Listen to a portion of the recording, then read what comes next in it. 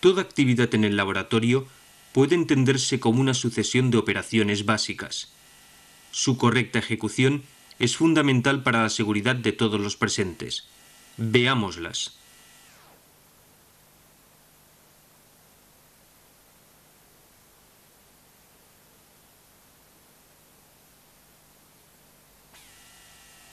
Para medir volúmenes de líquido hay diferentes instrumentos.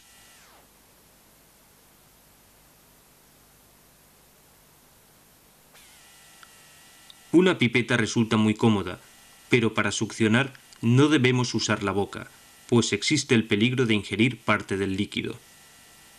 Siempre recurriremos a una succión mecánica. De esta manera, contribuimos a adquirir hábitos correctos de trabajo. Cuando utilicemos el pipeteador, evitaremos que el líquido lo alcance, pues éste se contaminaría.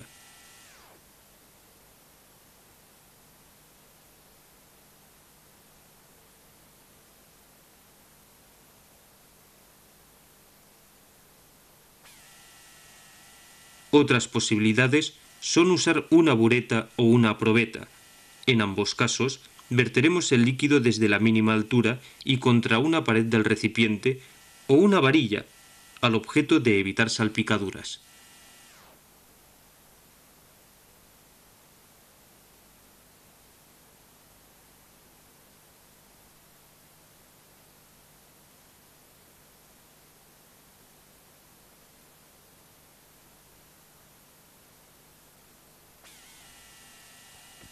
Añadiremos siempre los ácidos o bases concentrados al agua necesaria para la disolución, nunca al revés. Recordemos que al disolver o diluir, normalmente se produce un incremento de la temperatura que puede ser muy significativo. El recipiente y su soporte deben resistirlo sin resultar afectados. Cuidado, pues, al aguantar con la mano el recipiente, pues podríamos quemarnos. Las disoluciones preparadas hay que identificarlas de inmediato.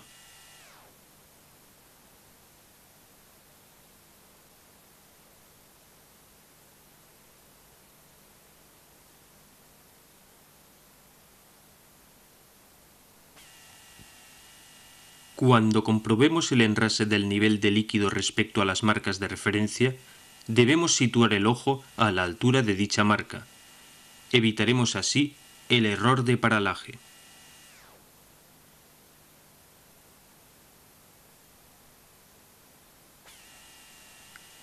Como la superficie del líquido no es plana, el enrase lo haremos respecto a un punto destacado, ya sea el mínimo o el máximo.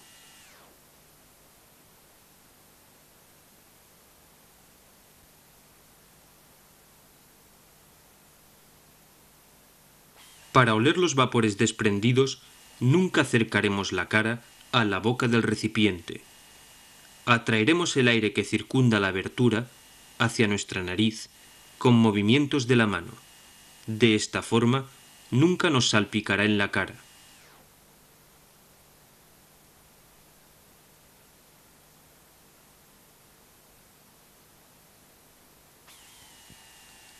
Como ya dijimos en el capítulo anterior, antes de encender el mechero, nos cercioraremos de que no se esté trabajando cerca con sustancias volátiles. El uso de sustancias inflamables debe realizarse en ambiente ventilado para evitar mezclas explosivas. Antes, comprobaremos que no hay, en sus proximidades, puntos capaces de dar calor para iniciar su combustión. Si apreciamos algún olor que nos recuerde a sustancias inflamables, nos abstendremos de encender llamas o provocar chispas, por ejemplo, mediante el accionamiento de interruptores eléctricos. Procederemos a ventilar la sala de inmediato mediante la apertura de ventanas.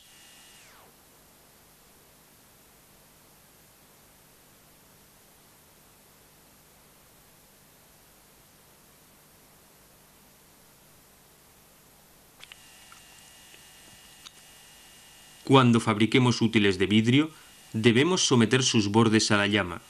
De esta forma, dejarán de ser cortantes.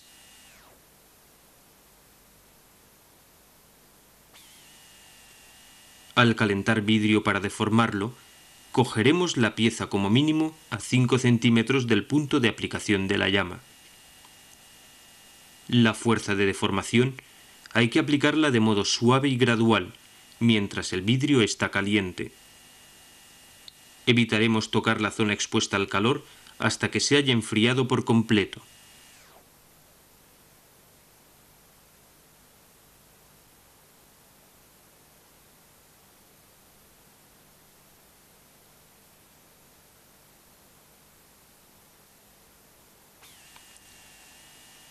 No debemos llenar los recipientes a más de la mitad de su capacidad total. La ebullición tiende a ser un proceso violento, con un alto riesgo de proyecciones. Para ordenar la ebullición, basta con introducir unos trozos de porcelana porosa. Es importante que no esté saturada con líquido, pues es el aire retenido en su interior el que regulariza el proceso. Nunca taparemos completamente la boca de un recipiente para evitar las proyecciones, pues la presión en su interior podría romperlo. Un truco útil al calentar un Erlenmeyer consiste en colocar un embudo. Así, es muy difícil que el líquido llegue al exterior.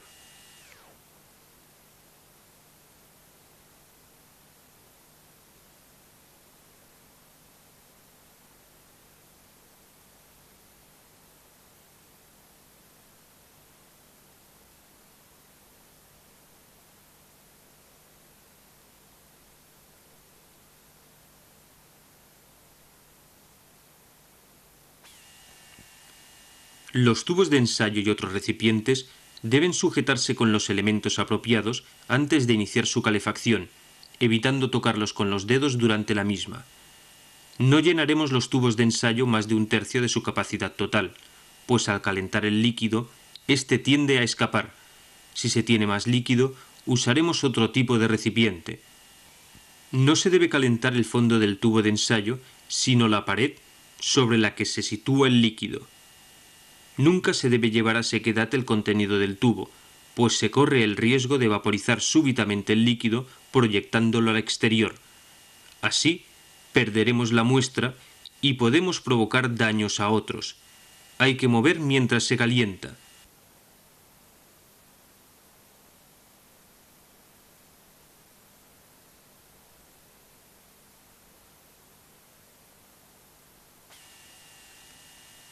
Los cortes en las manos al perforar tapones o al colocar tubos de vidrio pueden evitarse con una manipulación adecuada y el uso de guantes de protección.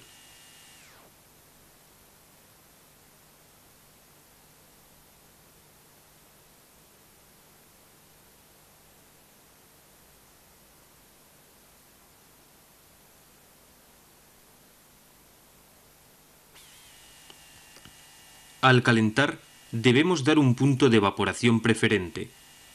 Si se opera a presión igual o superior a la atmosférica, se usa porcelana porosa.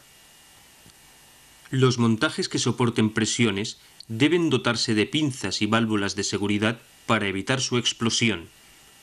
Es una buena idea realizarlos en zonas poco frecuentadas y mejor con elementos de protección que los separen del personal. Si vamos a trabajar al vacío, se recurre a un tubo capilar que permita la entrada de burbujas de un gas que no interfiera en el proceso. Se crea así un punto de evaporación preferente con un efecto semejante al de la porcelana porosa. Conviene recordar que cuando se realiza vacío existe riesgo de implosión, menos frecuente, pero también peligroso. Antes de desmontar cualquier equipo que ha estado al vacío, es conveniente abrir el sistema, lentamente, para restablecer la presión y evitar así proyecciones.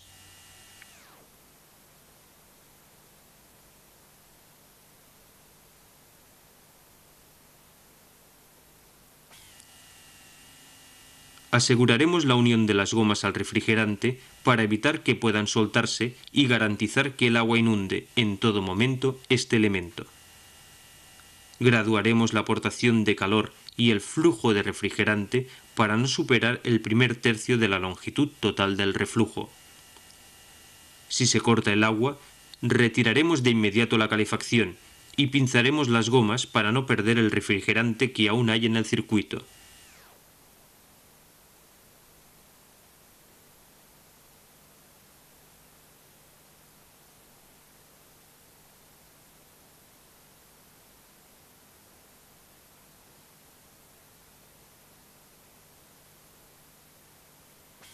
Al desmontar, no trataremos de sacar las gomas, las cortaremos.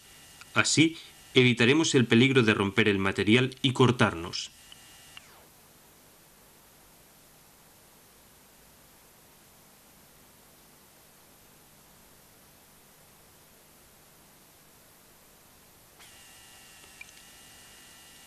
Resumamos ahora las principales ideas de este capítulo. Hay que emplear el material adecuado en cada momento. Reunir todo lo necesario para cada operación antes de iniciar el experimento y ejecutar las operaciones de un modo seguro.